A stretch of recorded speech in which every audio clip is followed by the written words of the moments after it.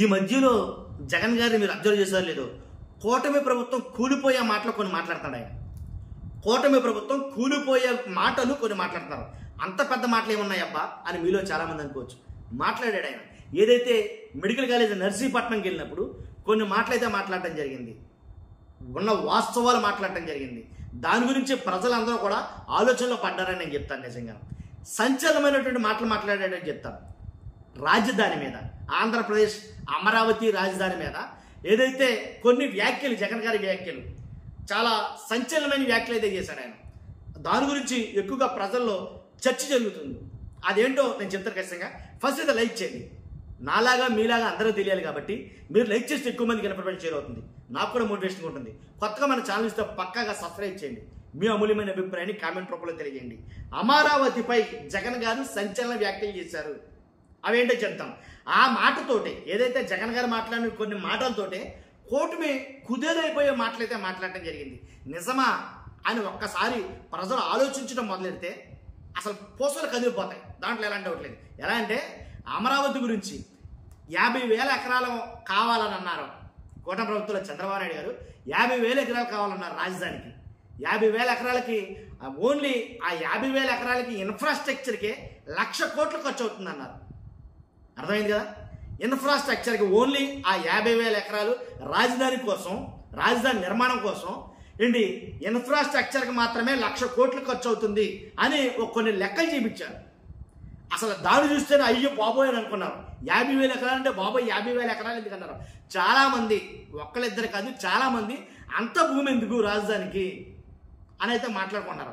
కాబట్టి మొత్తం అంతా తీసుకెళ్లి ఒకే చోట పెడతానంటున్నారు అని మాట్లాడుకుంటున్నారు. కాబట్టి ఈ మాటల మీద జగన్మోహన్ రెడ్డి గారు ఇంకో మాట ఏంటంటే 50,000 ఎకరాలకే అంతకుముందు 5 ఏళ్ళు పరిపాలించిన మీరు 1,00,000 కోట్లు ఇన్ఫ్రాస్ట్రక్చర్ కావాలన్నారు కదా, ఇప్పుడు మరలా ఇంకో 50,000 కావాలంటున్నారు చంద్రబాబు నాయుడు గారు. మరలా ఇంకో 50,000 ఎకరాలు కావాలన్నారు. ఎక్కడి నుంచి తెస్తారు ఇంకో 50,000 ఎకరాలు?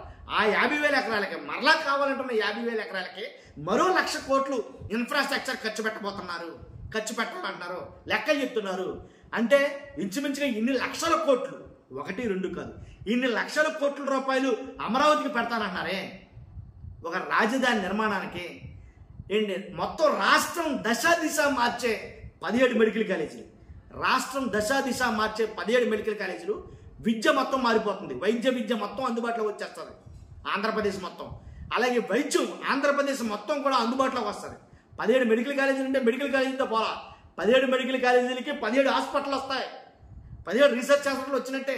కాబట్టి విద్యలో అలాగే వైద్య విద్యలో అసలు నూతన మార్పులనే, సంస్కరణలనే రాబోతాయి 17 మెడికల్ కాలేజీలు కంప్లీట్ చేసుకుంటే. కాబట్టి 1,00,000 కోట్ల రూపాయలు అమరావతికి పెడతానంటున్న మీరు 5,000 కోట్ల రూపాయలు ఏంటి ఈ 17 మెడికల్ కాలేజీలు పెట్టి కంప్లీట్ చేయలేరా? ఇదే అడుగుతున్నాడండి ఆయన. ఇదే అడిగాడు నర్సీపట్నం మెడికల్ కాలేజ్ దగ్గరికి వెళ్ళినప్పుడు. ఎవరైతే అయ్యన్న పాత్రుడు గారు ఇక్కడ మెడికల్ కాలేజీ కట్టలేదు, ఇక్కడ అసలు జీవోనే లేదు, జీవో లేకుండా మెడికల్ కాలేజీలు ఎలా కడతారా అని ఆయన మాట్లాడిన మాటకి జీవో చూపిస్తాను, మెడికల్ కాలేజీ చూపిస్తాను అని చెప్పేసి మొత్తం తండాలుగా మొత్తం జనమంతా వెళ్ళి అక్కడ పడ్డారు. వీళ్ళు అదే మెడికల్ కాలేజీ చుట్టూ 2,000 మంది పోలీసులు పహారా పెట్టారు, లోపలికి వెళ్తారేమో వెళ్ళకుండా. కాబట్టి అదే మెడికల్ కాలేజ్ చుట్టూ 2 ముళ్ళ కంచెలు అయితే చుట్టారు. అదే మెడికల్ కాలేజ్ చుట్టూ లేదు అన్న మెడికల్ కాలేజ్ చుట్టూ 2,000 మంది పోలీసులు ఎందుకండి? లేదు అన్న మెడికల్ కాలేజ్ చుట్టూ అంత ముళ్ళ కంచి వేసి సెక్యూరిటీ పెట్టాల్సిన కర్మ ఎందుకు వచ్చింది అని వైఎస్ఆర్సీపీ నాయకులు చాలామంది మాట్లాడుతున్నారు. కానీ వాస్తవంగా ఉంది, నిర్మాణం జరిగింది. అక్కడ 10 కోట్లు ఖర్చు పెట్టారా, 20 కోట్లు ఖర్చు పెట్టారా కాదు, మ్యాక్సిమం 17 మెడికల్ కాలేజీలు, 17 మెడికల్ కాలేజీలో 5 మెడికల్ కాలేజీలో పిల్లలు చదువుకుంటున్నారు. ఆల్రెడీ 5 మెడికల్ కాలేజీలో ఒక బ్యాచ్ కంప్లీట్ అయింది, MBBS బ్యాచ్. అలాగే ఇంకో 2 మెడికల్ కాలేజీలు అడ్మిషన్ సిద్ధంగా ఉన్నాయంటారు. ఇంకా మిగిలిన నిర్మాణ దశలో ఉన్నాయి. తప్పే ఉంది, 5 కంప్లీట్ చేశాడు, 5తో పాటు ఇంకో 2 కంప్లీట్ అయినాయి. కానీ మిగిలినవి మీరు కట్టచ్చు కదా. మిగిలిన 10 కాలేజీలు మీరు కడితే ఆ పేరు ఏదో మీకే కదా. అసలు కాలేజీయే కట్టలేదు, అసలు మెడికల్ కాలేజీలు లేవంటే ఇది ఇలా ఉంటుంది. వస్తాడు, వచ్చిన ఒక్కడు రాడు, వస్తాదిగో కొన్ని లక్షల మందిని కూడా వేసుకుని వస్తాడు. చూస్తుంది రాష్ట్రం మొత్తం కూడా విషయాన్ని. అప్పుడు మనం చెప్పింది అబద్ధం అవుతుంది. కాబట్టి అసలు జీవోనే లేదంటే జీవో చూపించాడు.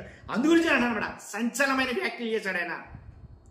1,00,000 కోట్ల రూపాయల ఇన్ఫ్రాస్ట్రక్చర్కి అమరావతి రాజధాని పెట్టడానికి ఇష్టపడ్డ మీరు ఎందుకని పేద విద్యార్థులు ఎవరైతే వైద్య విద్యను అభ్యసించాలనుకుంటున్నారో అలాంటి పేద విద్యార్థుల కళ నిజమవుతుంది. వాస్తవంగా మాట్లాడాలంటే ఒక ఎంబీబీఎస్ సీట్ కావాలి అని మనం కొనుక్కోవాలనుకుంటే కనుక 1 2 కోట్లు లేనిది ఎంబీబీఎస్ సీట్ లేదు. అది సామాన్యుడు మధ్యతరగతి వాడైనా సరే పేదింటుడైనా సరే జరుగుతుంది. అది తలకిందులుగా తపస్సు చేసినా ఎన్ని జన్మలెత్తినా జరగని పని అది.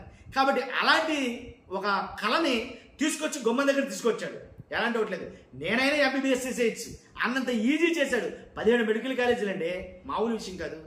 కాబట్టి ఎంతమంది పిల్లలకు ఆసరా వచ్చును, ఎంతమంది వైద్య విద్యను అభ్యసించరు. అంతేకాదు 17 ఆసుపత్రులు వచ్చాను, 17 హాస్పిటల్స్ వచ్చాను. అది అసలు వాస్తవం జరుగుతాయి కనుక. కానీ అలాంటి దాన్ని ప్రైవేటీకరణ చేసేయడం ఎంతవరకు కరెక్ట్? అది ప్రైవేట్గా అప్పగించేయడం ఎంతవరకు కరెక్ట్? అది అమ్మేయటమే కదా. ఇప్పుడు ప్రైవేట్కి ఇస్తే వాళ్ళు ఏం చేస్తారో వ్యాపారం చేసుకుంటారు. వైద్యం మీద వ్యాపారం, కాలేజీల మీద వ్యాపారం, అమ్ముకుంటారు, దండుకుంటారు. ప్రైవేట్ అంటేనే వ్యాపారం. అది ఏ రకమైనా కావచ్చు, పీపీపీ అయిన ఉండొచ్చు, లేకపోతే ఏదైనా కావచ్చు. కానీ ప్రైవేట్ వాడు అంటే ఆడు వ్యాపారమే చేస్తాడు. ప్రజల శ్రేయస్సు కోరుకోడు, ప్రజాసేవ చేయడానికి ఎట్టి పరిస్థితులు ఇష్టపడ్డు. రూపాయి పెడుతున్నామంటే కనుక 100 రూపాయలు ఎలా లాగాలని ఆలోచిస్తాడు. ఇది అసలు బేసిక్ ఫండమెంటల్ అండి. ఇది ఒక వ్యాపారస్తుడికి ఖచ్చితంగా వాడికి ఉండే లక్షణమే అది. కాబట్టి ప్రైవేటీకరణ అంటే అది అసలు ఎంత కదా నన్ను అడిగితే కనుక. ఇప్పుడు ఈ విషయం ఎవరినైనా చెప్తారు. ప్రైవేట్ హాస్పిటల్ ఎలా ఉన్నాయి వెళ్ళి చూడండి ఒకసారి ఏం జరుగుతుందో. మనకు అందరూ తెలుసు కదా. వెళ్తే చాలు జోబులు చిల్లు అయిపోతాయి. కోటీశ్వరుడు కూడా కూటుకు లేనాడు అయిపోతాడు ఒకసారి ప్రైవేట్ హాస్పిటల్లో అడ్మిట్ అయితే ఏదైనా దీర్ఘకాలిక రోగంతో.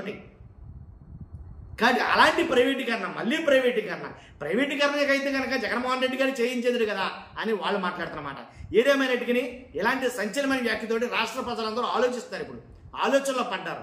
ఏంటి, ఏదైతే 50,000 ఎకరాలకి 1,00,000 కోట్లు, మరో 50,000 ఎకరాలకి మరో 1,00,000 కోట్లు, ఈయన 1,00,000 కోట్లు ఖర్చు పెడుతున్న చంద్రబాబు నాయుడు గారు జస్ట్ ఇంకొక 5,000 కోట్లు ఖర్చు పెడితే కాలేజీలు పూర్తయిపోతాయి కదా అనే దాని మీద ఆలోచనపడ్డారు. చూస్తున్నా మీరు అంతా కూడా మీ అభిప్రాయాన్ని ఖచ్చితంగా కామెంట్ రూపంలో తెలియజేయండి.